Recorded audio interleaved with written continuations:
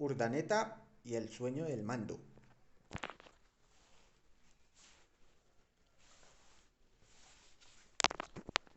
Capítulo 1. El inicio.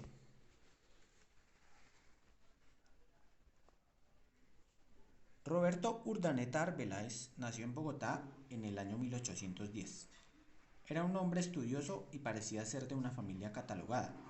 Nunca se supo si eso lo enorgullecía o por el contrario se sentía incómodo por el hecho de tener comodidades que otros no poseen. Inició sus estudios en el Colegio San Bartolomé. Allí se graduó de bachiller. Tenía una meta clara: graduarse en una universidad de renombre y aprender los estatutos de la sociedad. Viajó a España a estudiar Derecho. Volvió a Colombia e hizo un posgrado de doctor de Derecho y Ciencias Políticas en la Universidad Nacional. Era un hombre ya preparado para corresponder a su país. En medio de toda su vida de responsabilidades hubo tiempo para el amor. Gracias a sus títulos universitarios se untó con personalidades de la alta élite colombiana, preferiblemente conservadora, por sus antecedentes familiares. Conoció a Clemencia Holguín y Caro. Roberto no pudo coincidir con alguien que diera mejor en su vena del gusto. Se casaron en 1917. Clemencia provenía de una familia que había dado ya 4 presidentes de Colombia. Parecía un presagio de lo que pasaría después en la vida de Roberto. Adentro de la política. Roberto consiguió su puesto para la Cámara de Representantes durante el año 1925. Sentía que su esfuerzo, recursos, tiempo y energía gastada habían valido la pena. Al fin logré mi sueño de ingresar al mundo parlamentario. Tengo que reconocer que una vez adentro las cosas cambian de cielo a tierra, pero ya estoy acá para aprender e inmiscuirme más. A Roberto parecía molestarle el ambiente arrogante de la institución, pero se acostumbró tan rápido que ni sus compañeros se dieron cuenta que no tenía experiencia. Tenía una gran oratoria. Parecía que llevara muchos años en el Congreso. Parece que Urdaneta se acopló fácil al grupo. No le quedó grande el imponente edificio, comentaba un compañero de Roberto a un colega que había visto cómo durante media hora hablaba en un discurso que le ofrecía el presidente del Congreso.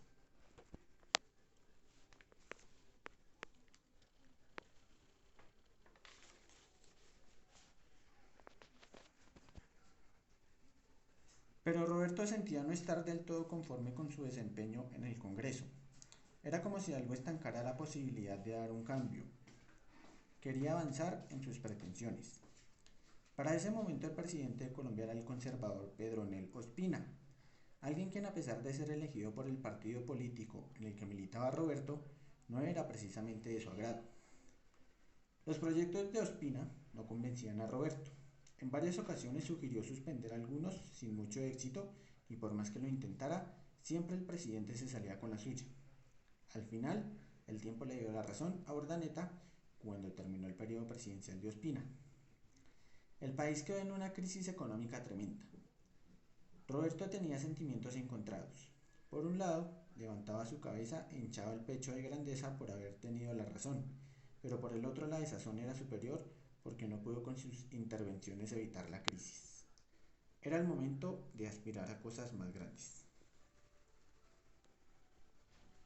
Momento de gobernar. Roberto se había entrado mucho más en las entrañas del gobierno.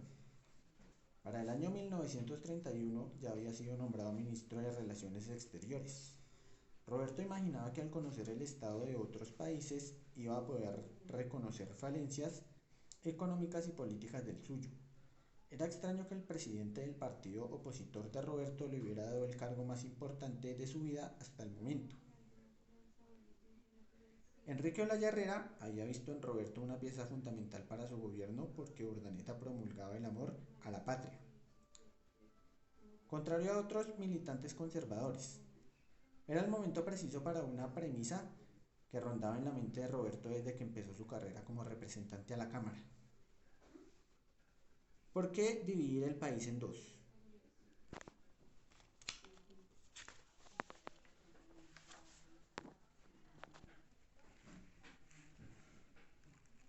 ¿Por qué continuar con esta violencia que solo acaba con la vida y la belleza natural del país? ¿Por qué liberales y conservadores no pueden convivir en unión si se comparten ideas? Capítulo 2. A dirigir. El cargo más alto. Roberto tenía ya vasta experiencia para conocer las movidas del Congreso colombiano. Era un hombre capaz de dirigir y dar argumentos para sobrellevar una situación que fuera un problema de su partido. Eso le dio fama y reconocimiento por los altos mandos del conservadurismo. Desde su paso por el gobierno de Olaya Herrera, sentía que no todo en el partido que militaba era de forma correcta. Para ese tiempo el poder del gobierno lo tenía Laureano Gómez, conservador puro que no escuchaba ninguna palabra que viniera de un rojo, como él se refería a los miembros del Partido Liberal. Este mandato es conservador y vamos a trabajar por y para los conservadores. Los rojos ya tuvieron su tiempo y eso fue malo para el país. No puedo permitir que eso vuelva a suceder.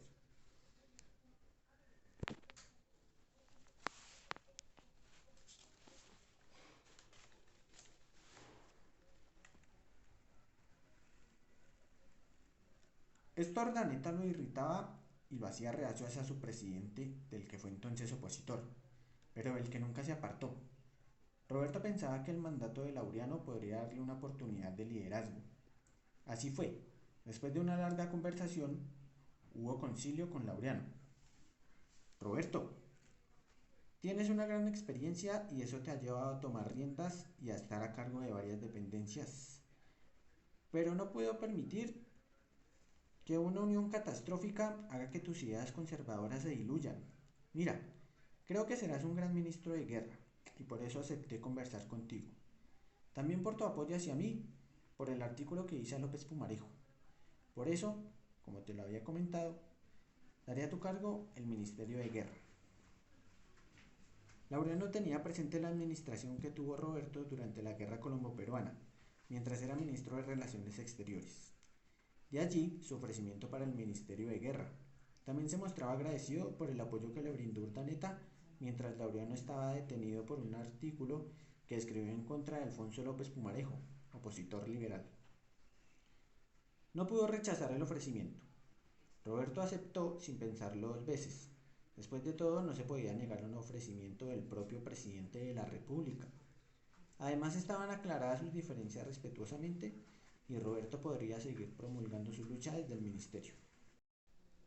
Capítulo 3. Obstáculos.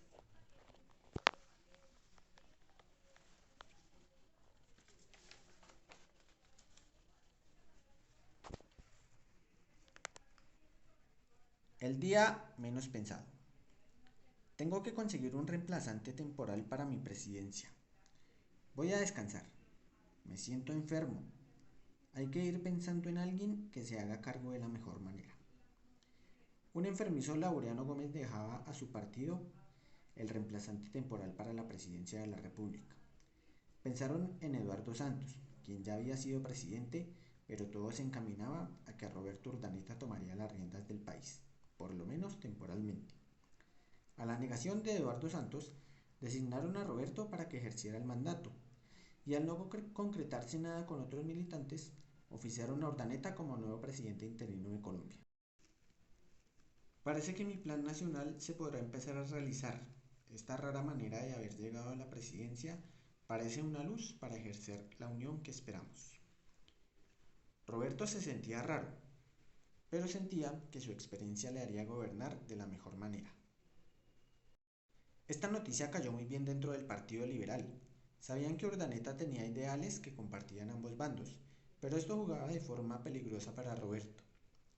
Dentro del conservadurismo, dudaban de la consecución para las metas propuestas por Laureano Gómez.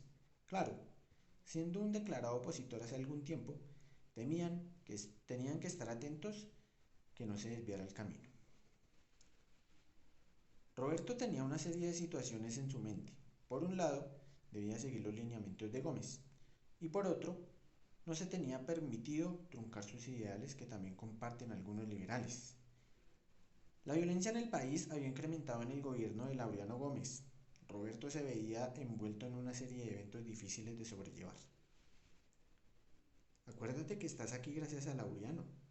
Él te dio ese poder y no puedes fallarle. le comentaban varios conservadores que temían una revuelta liberal. Roberto decide conservar su tradición y viendo que los liberales buscaban charlas precipitadas y rápidas con grupos guerrilleros, se mantiene firme y constituye la unidad conservadora. Era necesario, según Urdaneta.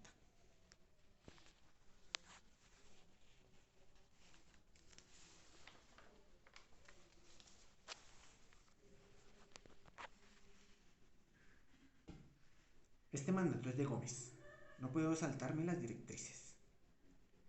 Roberto sabía que su presidencia no era completa. Se sentía impotente. Estaba vigilado en todas sus intervenciones. Incluso le tocaba poner en cargos ministeriales a funcionarios laureanistas y opositores liberales. Lejana era la idea de una unidad nacional. Roberto tenía ojos y oídos muy cerca, pendientes de todos sus movimientos. No me imaginaba una presidencia así. No era lo que buscaba, no era lo que esperaba. Todos me tienen vigilado, ni siquiera puedo acomodar los ministerios a mi gusto. Bueno, quizá eso tengo por el interinato. Contrario a lo promulgado por Roberto tiempo atrás, el país era un caos total de enfrentamiento entre liberales y conservadores. Las acusaciones entre unos y otros eran el pan de cada día. Nadie se hacía cargo de sus responsabilidades sociales. Los diálogos entre partidos y grupos delictivos terminaban siendo un motivo para pelear y juzgar.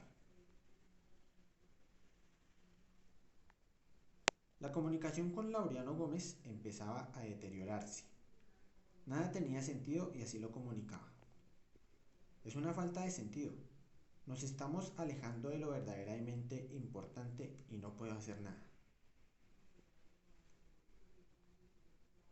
Posibilidad y ruptura. Roberto ve en su mandato una oportunidad. Se propuso realizar una reforma constituyente incluyendo conservadores y liberales. Nombró integrantes de los dos bandos. Esto no fue suficiente para lograr una visión acertada. Aunque esta vez el liberalismo fue quien puso la tranca. La confusa actividad política del Partido Conservador hizo que los liberales tomaran precauciones y no asistieran al evento. A pesar de eso, la reforma siguió su rumbo. Tuvo que llegar un golpe de esperanza para Urdaneta. Al no dejar caer la comisión se lograron una serie de acuerdos. Tuvo que llegar un golpe de esperanza para Urdaneta. Al no dejar caer la comisión se lograron una serie de acuerdos que de hecho cambiarían la historia del país. El derecho al voto de la mujer y también el derecho a la huelga iniciaron un pequeño paso hacia el futuro.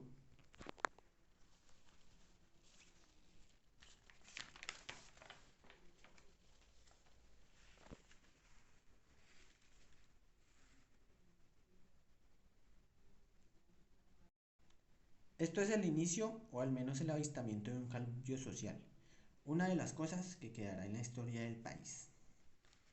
El periodo presidencial de Roberto tomó un rumbo especial. Cuando los adeptos a la reforma constituyente temían un golpe de Estado por la violencia incontrolable que ostentaba el país. Roberto sabía bien que en estos casos reforzar los diálogos sería una forma de calmar la marea, pero su idea no dio frutos. El comandante de las Fuerzas Armadas era el general Gustavo Rojas Pinilla, al que Laureano Gómez no le guardaba estima. Siempre le había sugerido a Roberto apartarlo del cargo. Parecía temer algo, pero no sabía qué. No me da confianza Rojas, Roberto. No quiso aceptar mi invitación internacional a la inauguración de la línea aérea. Eso es grave. Yo soy el presidente y por consiguiente su comandante. Así, no se puede negar a cumplir mis órdenes, por más simples que parezcan. Yo sugiero que revises bien la propuesta de relevarlo del cargo antes de que ocurra algo imprevisto. Pero el general se había ganado la confianza de Urdaneta mostrándole todo su apoyo. Roberto, al verse bien salvaguardado, tiempo después lo condecoró con la Cruz de Boyacá. Laureano estaba muy inseguro. El general Rojas en varias ocasiones demostró sus diferencias hacia él. Gómez le exige relevar del cargo a Rojas Pinilla, pero Roberto se niega. Muy bien. Si Roberto se niega a relevar el cargo de Rojas, entonces no se podrá negar a dejar la presidencia. Roberto deja su cargo presidencial y Laureano Gómez regresa al poder.